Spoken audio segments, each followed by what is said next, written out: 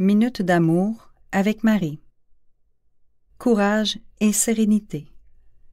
Texte tiré de la revue de l'Armée de Marie, décembre 1973, janvier 1974.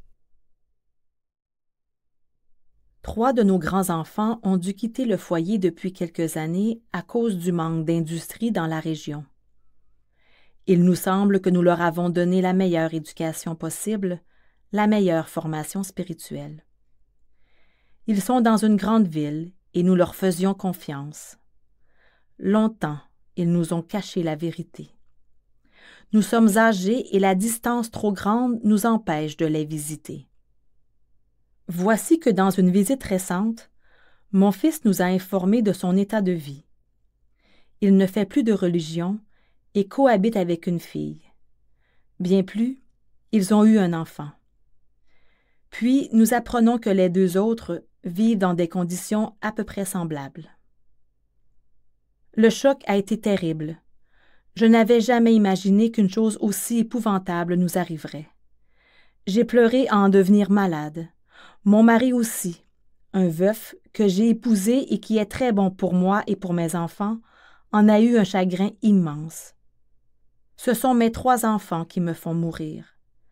Que deviendront ceux de mon mari que j'aime autant que les miens? Nous ne voulons pas les voir quitter le foyer maintenant, et pourtant, c'est bien triste aussi dans notre milieu.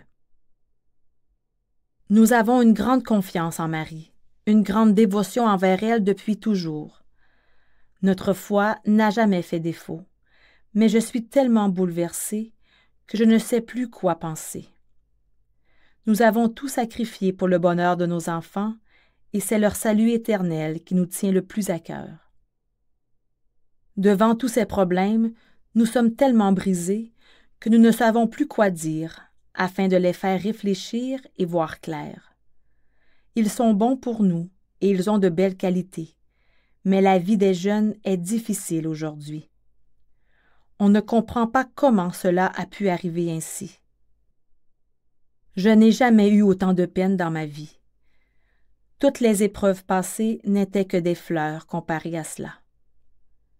Aidez-moi, je vous en prie. Signé Thérèse. Chère Madame, le salut éternel de vos enfants était et demeure votre plus grande préoccupation. Forte d'une formation spirituelle donnée, d'une bonne éducation, vous avez espéré et désiré avec raison que vos enfants devenus grands suivent la voie tracée au foyer paternel.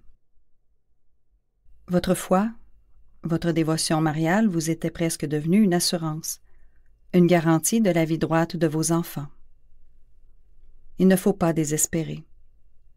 La confusion qui règne aujourd'hui, l'érotisme qui déferle comme une marée noire, la désaffection religieuse qui surprend et bouleverse, tout cela atteint les jeunes et les moins jeunes, et de plus, en fait une proie facile dans la conquête entreprise d'une génération déjà saturée de sexologie, de pornographie présentée par la réclame commerciale.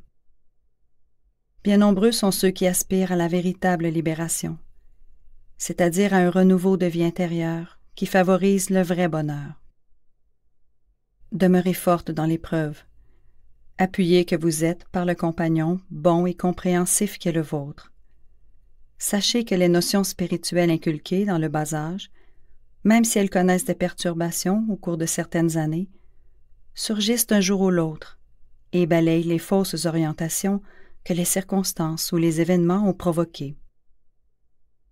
Que cette souffrance si vive qui est la vôtre actuellement, qui vous brise au plus intime de votre être, vous donnant l'impression que votre travail d'éducation est radicalement détruit, devienne un potentiel de mérite que vous accumulez pour faire jaillir les grâces nécessaires qui permettront un retour vers Dieu, avec des sentiments de repentir qui favoriseront une humilité plus profonde et un amour plus fort. Acceptez cette épreuve sans comprendre. Faites-en l'offrande au Christ Sauveur qui, sur la croix, souffrait moralement à la pensée de toutes ces âmes qui allaient se perdre sans profiter de cette source surabondante de grâce que sa mort atroce allait faire jaillir pour le bien de l'humanité. Marchez sur ses traces, avec courage et sérénité. Que votre calvaire à vous devienne un palier d'amour pour les vôtres, car vous êtes l'instrument de la providence, le chemin de la grâce vers ceux que vous aimez. Vous êtes brisés. Souvenez-vous que Dieu écrit droit à travers les lignes brisées. Signé Marie-Paul.